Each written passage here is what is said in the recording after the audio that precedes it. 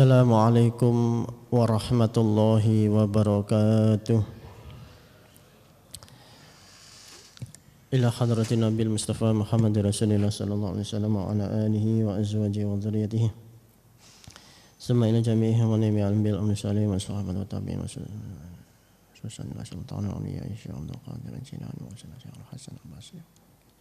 Sayyidina Muhammad wa sallallahu alaihi وجاز المستعين وعلى شيء مقاسم الجنيد البغدادي وعلى إلى شيء ونوصل إلى شيء محمد بن محمد الغزالي الطوسي ونوصل إلى شيء الحسن الشاذلي وخصوصا إلى مؤلف هذا الكتاب الحبيب عبد الله بن علوي الحداد وخصوصا إلى كتب هذا الزمان وسائر أولياء شيء لله لنا ولهم الفاتحة. أعوذ بالله من الشيطان الرجيم. بسم الله الرحمن الرحيم. Alhamdulillahi Rabbil Alamin Ar-Rahmanir Rahim Maliki Yawmiddin Iyyaka na'budu wa iyyaka nasta'in Ihdinas siratal mustaqim Siratal ladzina an'amta 'alaihim ghairil maghdubi 'alaihim waladdallin amin. Bismillahirrahmanirrahim. Alhamdulillahilladzi mala'a quluba awliyaihi bi mahabbatihi wa ikhtassa arwahahum bi syuhudi 'azamatihi wa hayya'a asrarahum li hamli aba'i ma'rifatih. Allahumma shalli ala sayyidina Muhammadin abdika wa nabiyika wa rasulika nabiyil ummi wa ala alihi wa sahbihi wa sallim tasliman bi qadri 'azamati zatika fi kulli waqtin wa hin.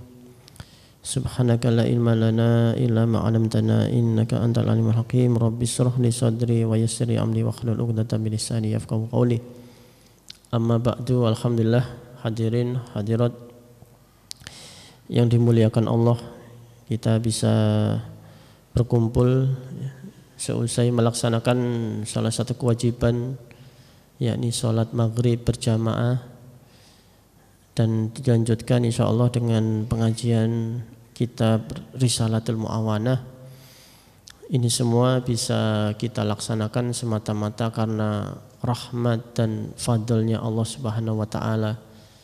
Tanpa fadl dan rahmatnya Allah, kita tidak akan bisa melaksanakan apa-apa yang diwajibkan oleh Allah Subhanahu wa ta'ala.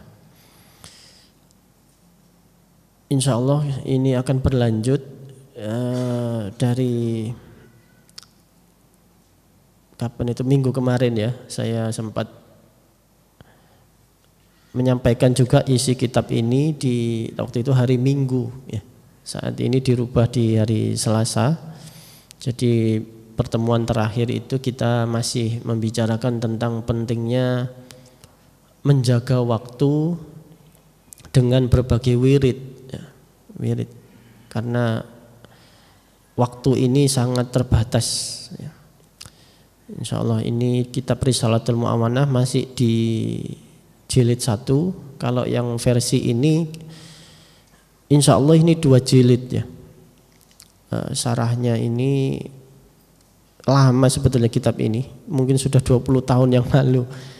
Dari abah saya mulai ngaji di rumah sampai ada pesantren Darul Hikam. Jadi mungkin sudah khatam, karena saya ngikuti abah saya itu tidak hanya di rumah, kadang-kadang menemani di beberapa masjid. Jadi kitab ini pernah ngaji 2 masjid hampir bersamaan gitu. Jadi ya berapa kali, mungkin khatam 3 kali atau berapa kali. Tapi alhamdulillah kitab ini luar biasa, sederhana, singkat, padat, jelas ya, tapi mencakup hampir seluruh hal-hal penting yang bisa membuat ibadah kita dan kehambaan kita kepada Allah itu benar gitu ya.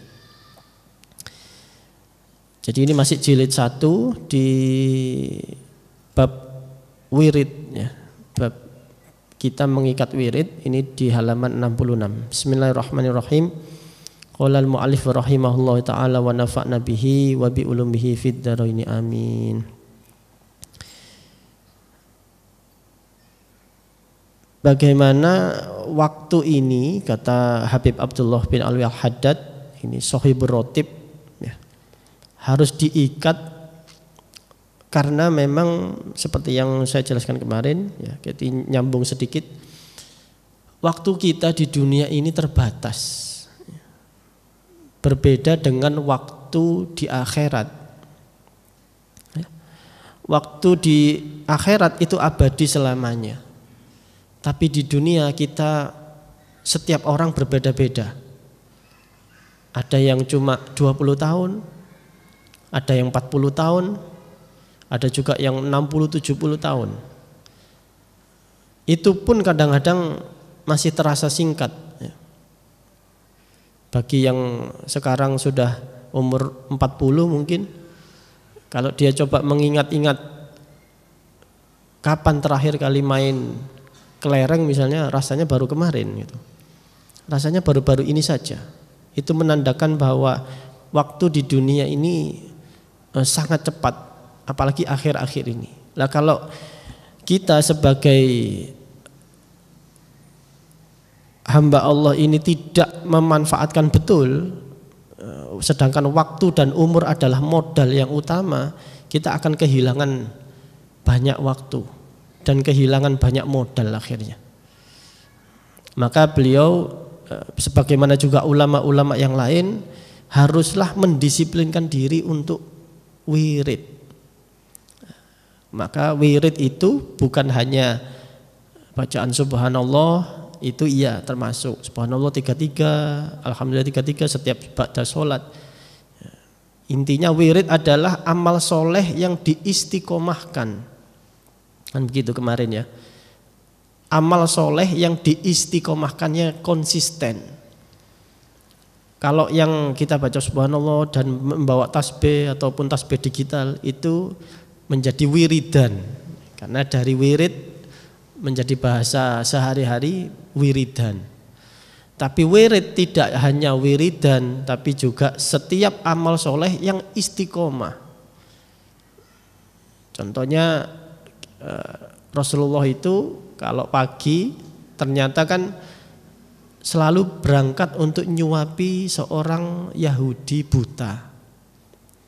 Dan itu baru diketahui ketika Rasulullah sudah tidak ada. Jadi Sayyidina Abu Bakar ini bertanya kepada Aisyah, karena Sayyidina Abu Bakar merasakan kehilangan yang luar biasa, kehilangan sahabat, ya, orang tua, bapak dan sebagainya, karena peran Rasulullah begitu penting. Lalu beliau sampai mengingat-ingat, kok sekarang saya ini ditunjuk sebagai khalifah gitu. Saya ini ditunjuk sebagai pengganti Nabi. Kata orang-orang, karena Sayyidina Abu Bakar ini tidak merasa, kata orang-orang saya ini amaliyahnya paling mirip dengan Nabi. Makanya ditunjuk sebagai khalifah. Masa iya sih saya ini amaliyah saya mirip? Katanya kalau ngimami, cara berbicaranya, cara memutuskan perkara misalnya, cara bermusyawarah, pemahaman kedalaman agama, keimanannya katanya paling mirip. Sampai akhirnya beliau kira-kira masih banyak enggak ya amaliyah yang saya ini tidak tahu Rasulullah itu punya amal apa. Kalau sholatnya setiap hari saya insya Allah sudah nemenin sholat. Dari mulai awal perintah sholat saya sudah insya Allah selalu jamaah dengan beliau. Baca Quran juga begitu. Akhirnya bertanya pada putrinya Sayyidah Aisyah, karena Aisyah ini adalah istri Nabi yang paling muda dan paling banyak menyerap atau merekam dengan ingatannya apa-apa saja yang dilakukan oleh Nabi. Maka kata Abu Bakar pada anaknya, wahai putriku, adakah amaliyah yang dilakukan oleh Rasulullah semasa hidup tapi aku belum pernah melakukan itu? Aisyah agak berpikir sejenak, kayaknya enggak ada itu Abah, karena Abu Bakar ini kan bapaknya. Kayaknya tidak ada. Rasulullah puasa, Anda juga puasa. Rasulullah berperang, jenengan juga ikut perang. Rasulullah ini Anda, pokoknya semua hampir semua selesai. Baru terakhir-terakhir agak ingat, oh iya, sepertinya ada satu ini yang belum jenengan lakukan. Oh apa? Rasulullah itu tiap pagi setelah selesai syuruk dan beliau selesai wirid dan sebagainya, beliau keluar itu ke sebuah rumah di dekat pasar. Itu ada seorang pengemis Yahudi buta. Beliau lalu menyuapi pengemis itu. Oh iya, saya kok enggak tahu. Iya, coba jenengan aja ke sana. Ternyata betul.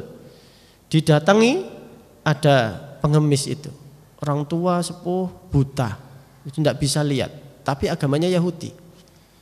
Akhirnya Sayyidina Abu Bakar membawakan makanan, betul. Oh iya, berarti ini yang saya tidak tahu. Nah, itulah fungsinya bertanya pada orang dekatnya. Dalam hal ini untungnya istri beliau adalah putri Abu Bakar sendiri. Akhirnya disuapin, singkat cerita, lalu si orang tua Yahudi ini kerasa. Begitu di assalamualaikum, waalaikumsalam. Iya, Anda bernama ini, kata Abu Bakar. Iya betul. Anda mau apa? Oh iya, ini saya yang menggantikan untuk menyuapi panjenengan setiap pagi mulai hari ini, katanya. Loh, kemana itu orang yang biasa nyuapi saya? Sudah 1 mingguan ini kayaknya nggak kesini. Iya. Pokoknya mulai hari ini sajalah, nggak apa-apa. Beliau masih ada uzur. Oh. Akhirnya dijawab, karena ditanya terus, dijawab bahwa orang itu meninggal. Gitu. Intinya begitu. Jadi dari situ, dari hadis ini kita tahu bahwa Rasulullah itu punya wirid yang berupa amaliyah, yaitu menyuapi orang buta di pasar, di dekat pasar. Nah, itu juga merupakan wirid. Jadi wirid tidak hanya sebuah wiridan. Baca Quran setiap hari, baca Yasin itu juga wirid. Nah. Bismillahirrahmanirrahim. Maka kata Habib Abdullah, lil awradi asaron kasiron fi tanwiril qalbi. Ya. Wirid-wirid itu memiliki efek yang banyak untuk menimbulkan cahaya di hati kita. Wadabtil jawarih, dan dia membatasi ruang lingkup atau ruang geraknya jasad, anggota tubuh kita. Maksudnya membatasi gimana? Tubuh kita ini kan kecondongannya, tubuh ini ya, jasad ini, karena kita ini kan terdiri dari 2 unsur, lahiriah dan batiniah.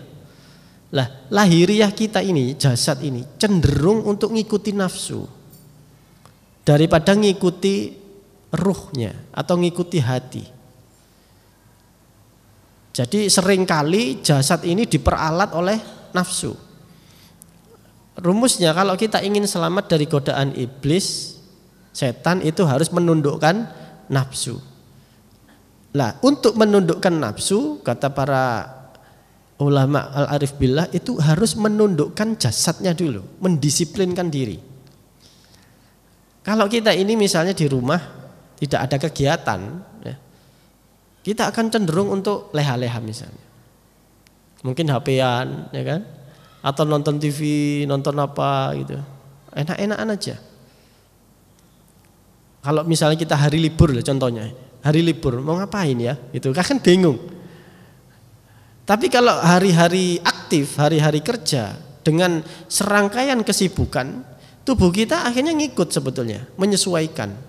Tapi ketika tidak ada ikatan-ikatan, bebas hari libur, kita cenderung untuk leha-leha. Enaknya kemana ya? Kita kuliner aja lah, gitu misalnya. Atau kita ke pantai deh, nyari mana. Nah ini, ada kecenderungan tubuh kita ini mengikuti selera-selera nafsu. Ketika kita mengikuti selera nafsu, lama-lama digiringnya adalah mengikuti selera iblis akhirnya. Akhirnya jatuh pada perkara yang haram gitu, karena berlebihan. Karena kalau kuliner itu halal ya, tapi kalau sudah saking hobinya kuliner, semua makanan diicipi, pasti menyentuh makanan yang haram akhirnya. Karena tidak puas. Ini sudah tidak enak, enakan di sana, enak di sana. Lama-lama nafsu ini kan nggak ada puasnya. Cari yang lain-lain, akhirnya menyentuh makanan yang haram. Nah ini. Jadi berangkatnya kata para ulama, sebagian ulama sufi itu adalah mendisiplinkan diri. Termasuk puasa itu kan mendisiplinkan diri, jangan sampai enak-enakan ini puasa. Karena puasa itu mengikat. Habis kita sahur, enak-enak tidur, dibangunkan kan begitu.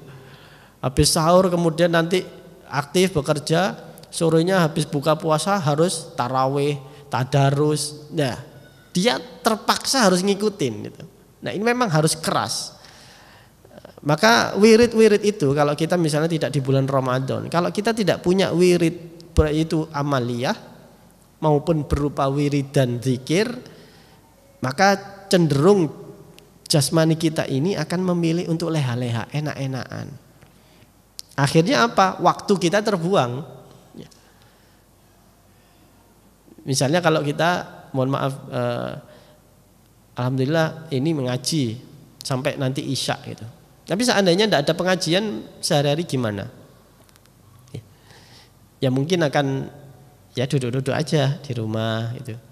Maka alhamdulillah kalau misalnya jenengan punya wirid ngaji, baca Yasin atau baca Quran, ya menghatamkan 1 juz dan sebagainya.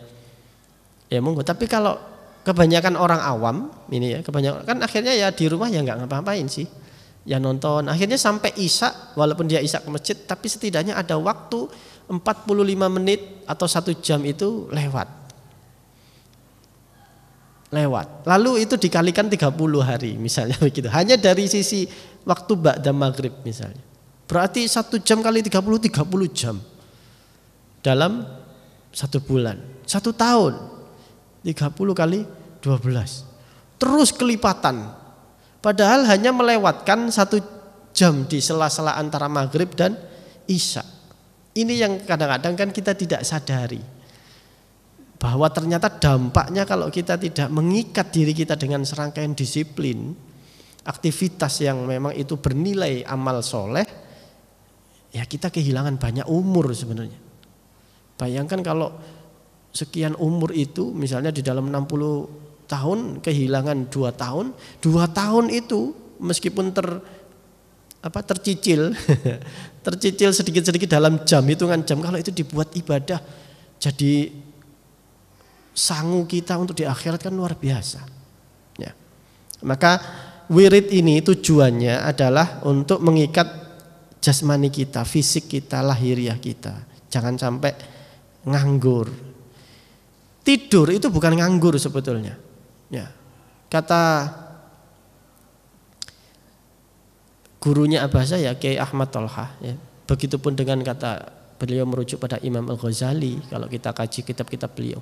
Tidur itu kalau dia bertujuan untuk membuat diri kita ini lebih fresh karena kita kecapean, tidur itu sejatinya bukan buang umur. Ya. Tidur itu juga ibadah. Kecuali kalau nggak ngapa-ngapain seharian tidur mulu, lah itu baru buang-buang umur. Tapi kalau kita tidur misalnya disiplin malam jam 9, jam 10 kita sudah istirahat, lalu jam 3:30, 4 bangun, maka tidurnya kita sebenarnya bukan buang umur. Itu melaksanakan perintah Allah juga, karena kita malam itu dibuat istirahat, siang untuk bekerja beramal soleh. Itu sesuai perintah Allah. Maka tidurnya kita itu bukan sebuah buang-buang umur. Kalau buang-buang umur itu ya misalnya nganggur itu, malam sudah tidur, nanti siang tidur lagi, sore tidur lagi. Ya plus-plusnya ini yang sampai over itu yang tidur buang umur. Kata Kiai Tolha, maka tidur yang niatnya supaya seger ibadah, sejatinya dia juga gerak. Meskipun fisiknya diam, sebetulnya gerak dia. Makanya ibadah tidur itu dinilai ibadah. Kalau mau berangkat tidur baca doa, baca ini, baca sholawat, baca bismillah dan sebagainya, wudhu dulu kan. Ini menandakan bahwa aktivitas tidur itu sebenarnya bukan aktivitas biasa. Apalagi kalau kita udah masuk dalam pembahasan mimpi. Mimpi itu bagi para aulia itu bisa menjadi ilham. Ya. Bismillahirrahmanirrahim. Wa fi'li kulli wirdin, dan melakukan setiap wirid minha, dari wirid-wirid itu fi waktin yakhussuh, pada waktu-waktu yang khusus. Ya, jadi kita harus punya wirid itu di waktu yang khusus. Misalnya kita selain baca di setelah sholat, ya, seperti yang kita ikuti di masjid-masjid, mungkin kita punya yang lebih khusus lagi. Misalnya apa, dibaca sholawat, ya, kita harus baca sholawat minimal 10 kali satu hari, ya.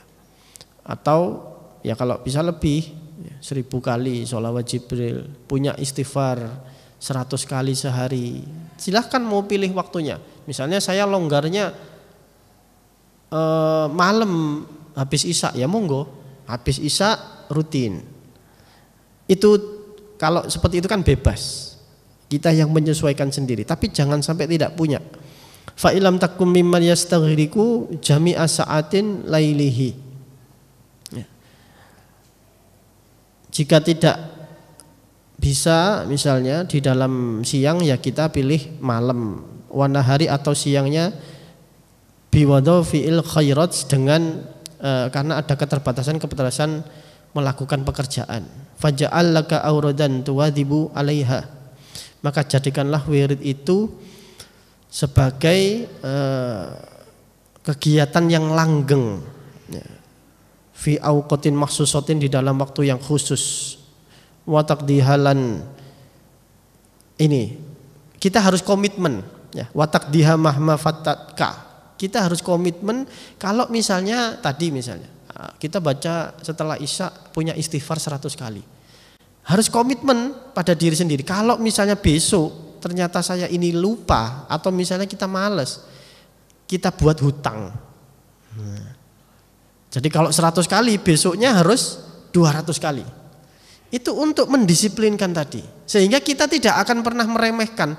Wah, kalau saya besok ini tidak baca, atau hari ini saya tidak baca malam ini, berarti besok 200. Besoknya tidak baca lagi, besoknya lagi 300 nih. Nah, itu artinya tips-tips untuk kita supaya lebih disiplin dan ada gregetnya gitu. Kalau tidak ada dianggap utang, ya sudah.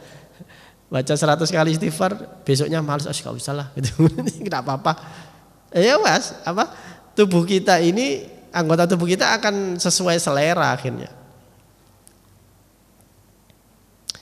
Fatatka lita'ta dan nafsu, ya. Karena dia akan melewatkan itu semua dengan mengikuti kebiasaan-kebiasaan nafsu. Al-mukhafadatu alaihi, yang mana dia menjaga atas wirid itu. Wa mata ayyisat kaminkan nafsu, dan ketika nafsu ini diberi ruang, ya, yang luas, annaka la tasmahu bi tarki auradika, maka dia akan memilih untuk senang-senang dengan meninggalkan wirid-wirid kita. Itu. Hatta tatadaroka mata, hingga kita ini tersusul oleh wirid-wirid yang harusnya di waktu lain. Misalnya kita tiba-tiba ketemu Ramadan lagi, nggak kerasa, sehingga wirid yang di luar Ramadan terbengkelai lagi. Badarta ila fi'liha fi awqatiha, maka kita harus disiplin untuk mengerjakan itu pada waktunya. Waqad qala Sayyidi Asy-Syaikh Abdurrahman As-Saqaf radhiyallahu an. Ini kaulnya Syekh Abdurrahman As-Saqaf, ya. Ini bukan hadis, bukan asar sahabat, tapi terkenal, populer di kalangan santri atau pesantren itu. Malam yakun lahu wirdun fahuwa kirdun, ya. Siapa orang yang tidak punya wirdun fahuwa kirdun, maka dia itu seperti kera. Kalau bahasa Jawane malah luwih gak enak. Sapa sing gak duwe wirid berarti dhek koyo bedes. Karena kalau kera itu bahasa Jawanya kan bedes. Ya bukan berarti kera itu bahwa berarti hewan lain punya wirid dong. Ya enggak. Ini untuk secara bahasa itu kan biar manteknya ataupun tata bahasanya enak itu kan wirdun fahuwa kirdun kan tembus gitu. Sedangkan kera itu juga bisa merepresentasikan hewan sebetulnya. Lah hewan ini kan ya hidupnya ya seperti itu. Sudah ngalir aja ngikutin nafsunya.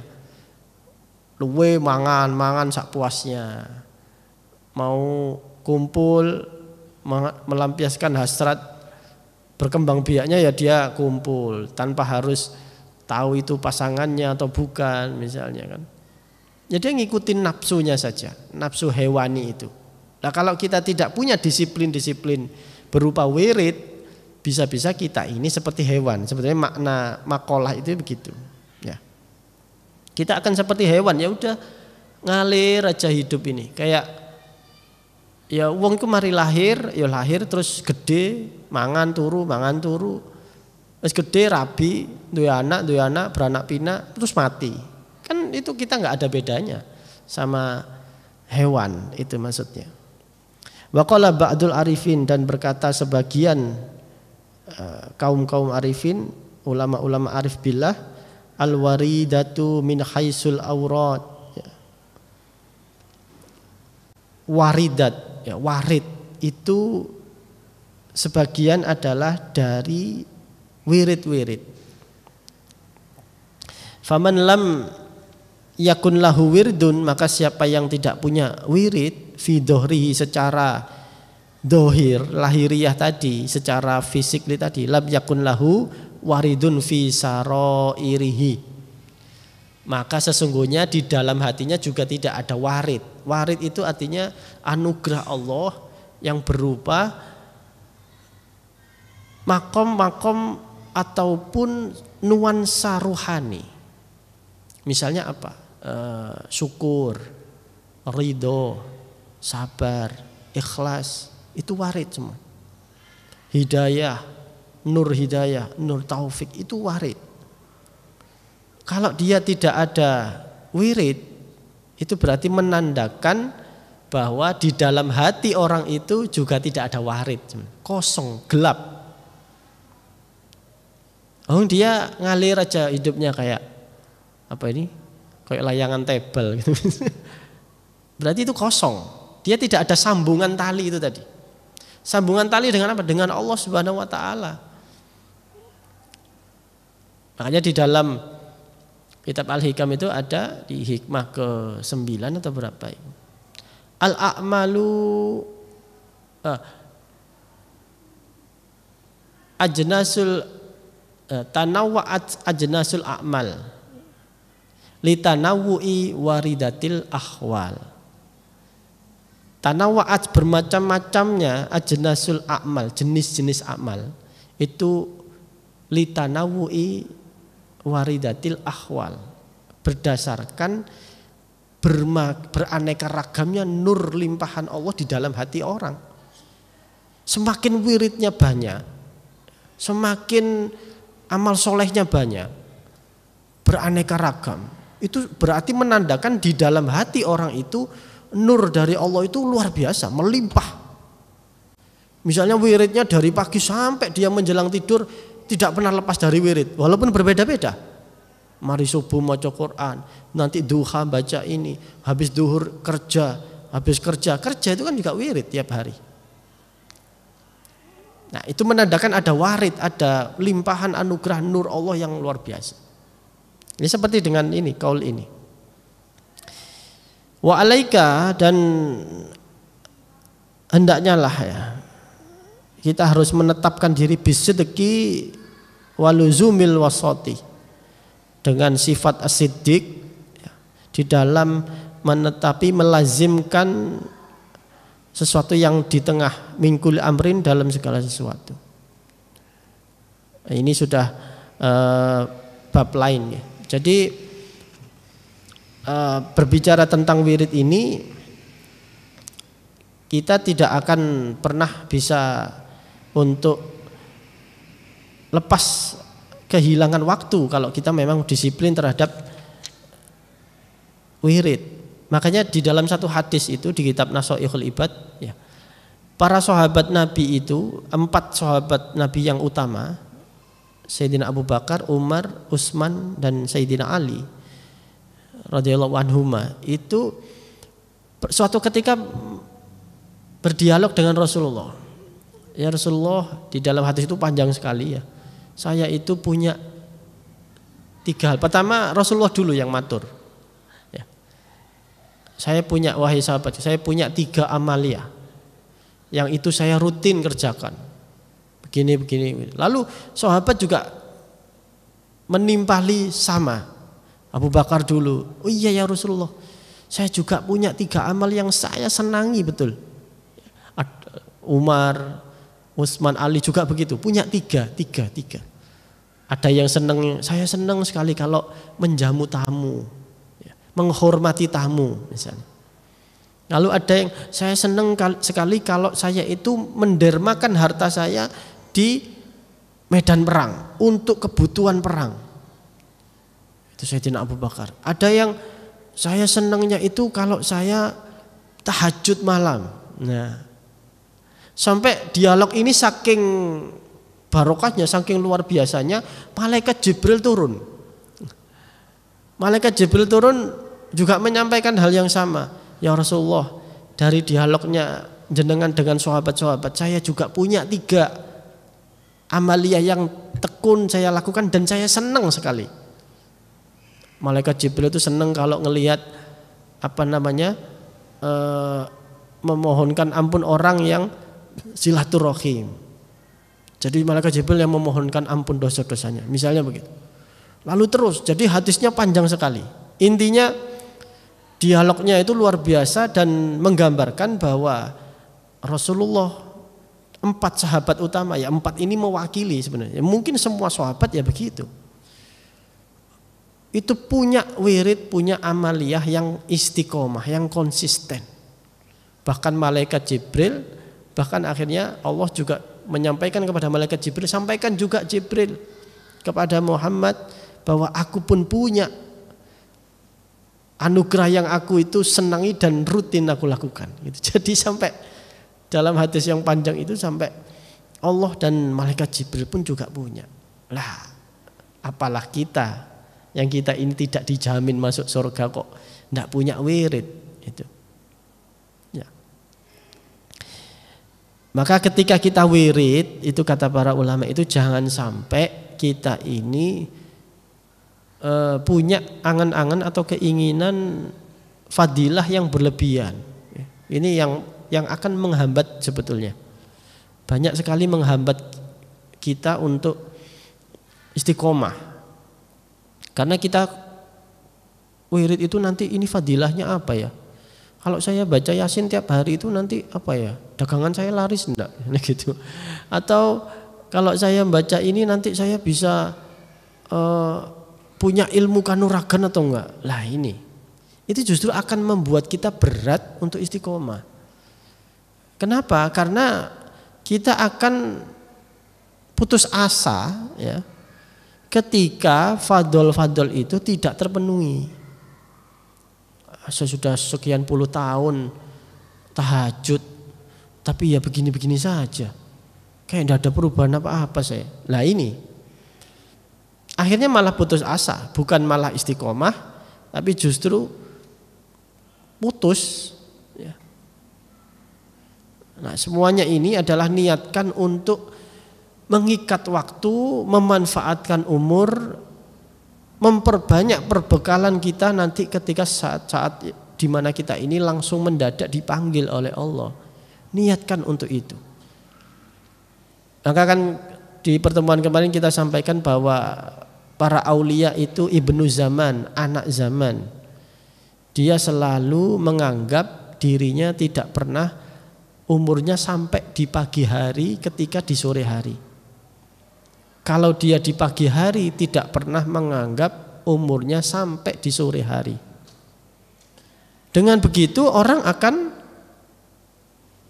giat, nafsu kita akan terdidik, akan tertekan.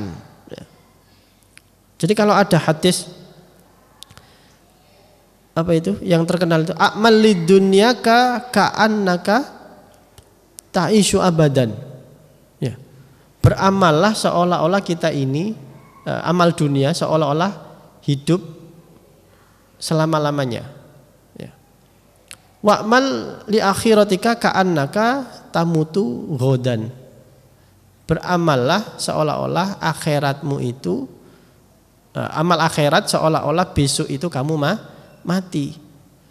Tapi banyak para dai yang keliru ya, menyampaikan hadis ini seolah-olah hadis ini itu dimaknani amal lidunyaka ka'annaka ta'isu abadan, itu berarti kita harus mengumpulkan uang sebanyak-banyaknya.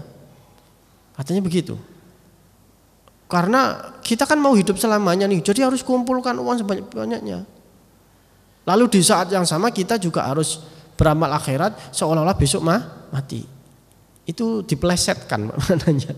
Jadi kata Habib Abdullah Al-Haddad mungkin di kitab ini ya, itu diluruskan makna hadis itu adalah justru karena kita ini mau hidup seakan-akan, anggaplah kalau kita beramal untuk dunia ya, misalnya berdagang atau apa, seolah-olah itu kita hidup selama-lamanya, ya berarti santai saja sebetulnya. Kalau untuk amal dunia itu santai, ya besok kan masih bisa. Tapi kalau akhirat, ka'annaka tamutu ghadan, seakan-akan sebentar lagi habis maghrib ini kita sudah sedo, kita sudah mati. Sehingga orientasi itu pun juga disampaikan oleh Syekh Mutawali Asy-Sya'rawi sama dengan Habib Abdullah Al-Haddad, bahwa bukan kok kita itu harus berarti kita harus mengumpulkan uang, itu akan membuat kita justru kehilangan banyak waktu akhirat, perbekalan akhirat. Wong kita termotivasi untuk wah kita hidup selamanya di dunia, berarti kita harus mengumpulkan uang sebanyak-banyaknya ini. Ya maka akhiratnya akan terpinggirkan ya. Akan kalah dengan kalimat pertama tadi, ka'annaka ta'isu abadan itu tadi. Padahal makna sesungguhnya adalah kita ini kalau hidup abadi di sini ya sudahlah besok saja. Kan besok masih ada hari. Kalau untuk urusan dunia, baru kalau untuk urusan akhirat sesaat lagi mungkin kita nggak sampai tengah malam kita sudah diambil oleh Allah. Maka tidak akan berani. Bagaimana orang itu bisa enak-enakan ketawa-ketawa menikmati makanan di restoran misalnya, kalau dia tahu kalau 2 jam lagi dia mati misalnya. Bagaimana dia bisa enak-enakan kalau misalnya dia sudah akan menghadapi hukum pancung misalnya, hukum mati, tidak bisa. Makanya orang-orang yang mau dihukum mati itu kan etikanya diberi makan dulu katanya. Tapi ya nggak bisa makan. Karena apa? Orang itu yang bisa menghilangkan kelezatan nafsu satu-satunya yang paling ampuh itu adalah mengingat mati. Makanya orang mengingat mati itu justru menghidupkan hatinya, membersihkan hatinya. Nafsunya itu langsung tunduk. Seakan-akan kelezatan yang dia makan itu tidak ada. Terus gak ada enak ya. Mau kumpul sama istri juga gak kober kayaknya. Ya. Makanya kata Rasulullah di satu hadis itu, kalau seandainya manusia itu mendengar seperti halnya hewan-hewan, ayam, kambing, hewan ternak itu mendengar jeritan yang ada di kuburan. Itu dari dalam satu hadis.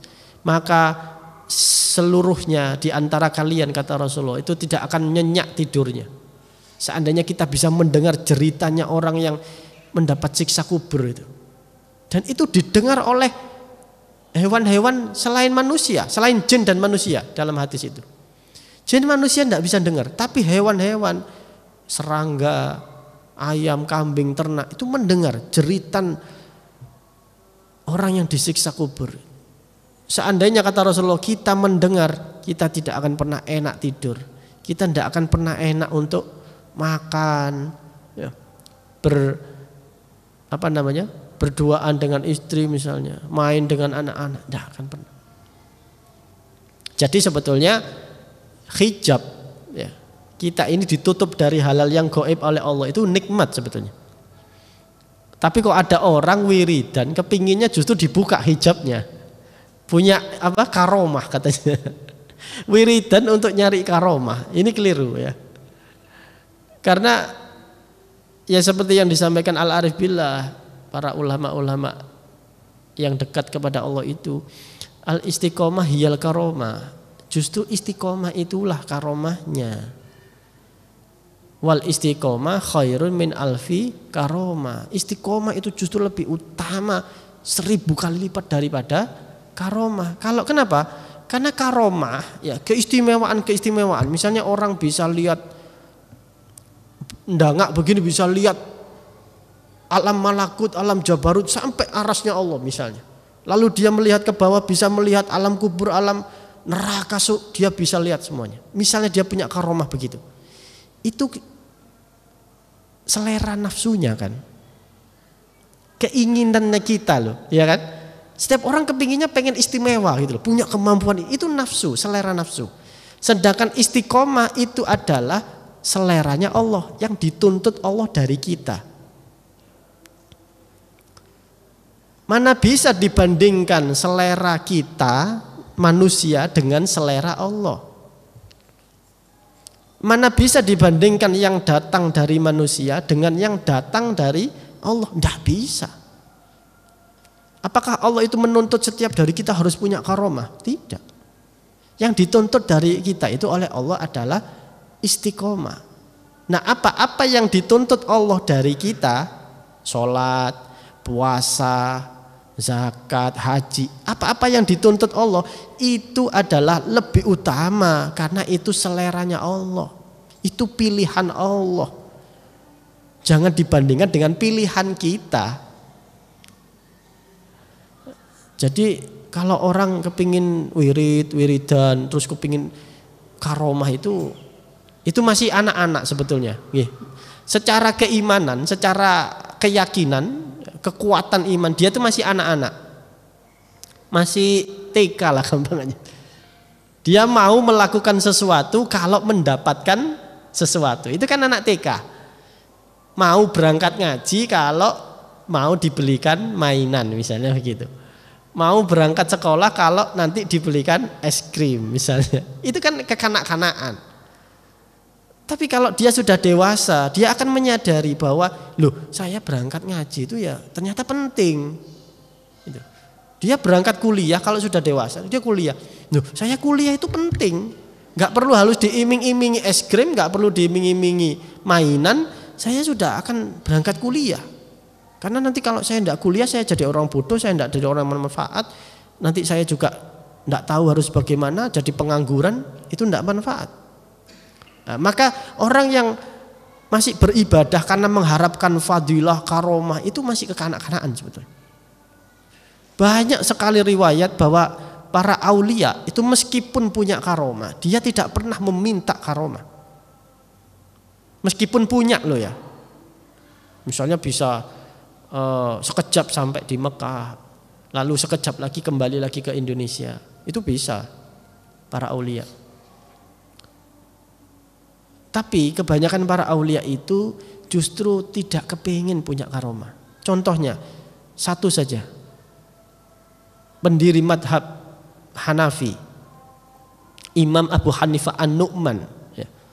Itu di dalam kitab Mizanul Kubro disampaikan Imam Abu Hanifah itu awalnya beliau itu seorang aulia yang sudah kasyaf ya. Sudah bisa melihat sesuatu yang gaib. Apa itu karomahnya? Beliau itu kalau